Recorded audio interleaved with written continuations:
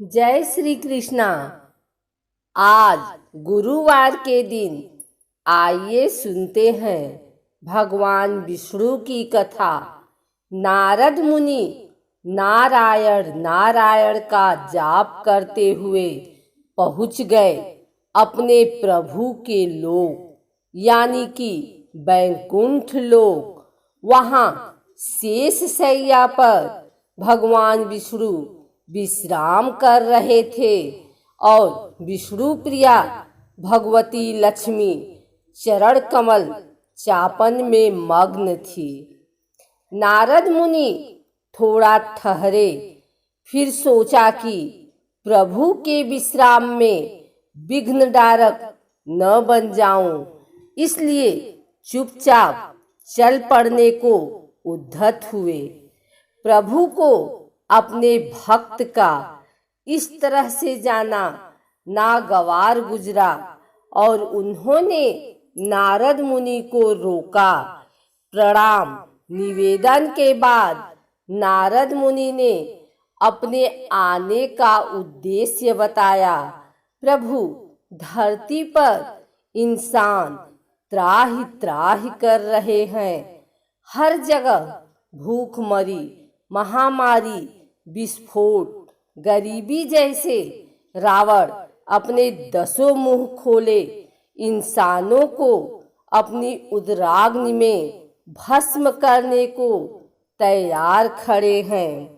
प्रभु, आप तो प्रत्येक युग में इंसानों की रक्षा के लिए धरती पर अवतरित होते हैं, फिर कलयुग आपके स्नेह से वंचित क्यों है?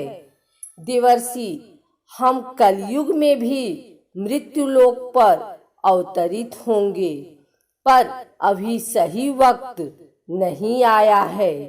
कलयुग को थोड़ा सा इंतजार और करना होगा। भगवान ने सांत्वना देते हुए कहा, प्रभु, तब तक तो देर हो जाएगी, धरती नष्ट हो जाएगी। आपको अभी ही कुछ करना होगा।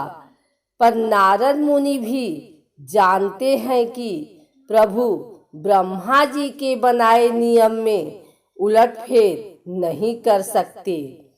वे अपने निश्चित वक्त पर ही अवतरित होंगे, लेकिन समस्या का समाधान भी जरूरी है। आज्ञा लेकर भगवती ने निवेदन किया कि तब तक वो और गणेश जी धरती पर जाकर मनुष्यों को धन और बुद्धि दे आते हैं, जिससे कुछ हद तक तो उनके संकटों का निवारण हो जाएगा। ब्रह्मा जी को भी इस प्रस्ताव पर कोई खास आपत्ति नहीं हुई। बस उन्होंने इतना भर कहा कि सब कुछ ठीक नहीं करना, क्योंकि तब प्रभु का अवतार कैसे होगा? प्रभु का अवतार नहीं होगा तो विधाता के लेख में खामी आ जाएगी। फिर मृत्युलोकवासी उनके कृति को अमिट नहीं कह सकेंगे। भगवती लक्ष्मी और गणेश जी ने दीपावली के शुभ दिन को ही अवतरित होने का मन बनाया। इसी दिन वो अपने भक्तों की परेशानी को दूर करके अपने अपने धाम लौट जाएंगे। उन्होंने ऐसा विचार कर लिया। दीपावली के दिन में तो उनकी पूजा हुई नहीं, वो आए और लौट गए। लोग एक दूसरे से मिलने में अपने अपने तोहफों को अच्छा बताकर दूसरों के तोहफे घटिया बतलाने में व्यस्त थे और इसी में रस पा रहे थे। दोनों अपना सा मुंह बनाकर लौट गए। नारद जी ने उन्हें बताया कि पूजा तो रात को होती है, इसलिए आप दोनों रात को ही जावें।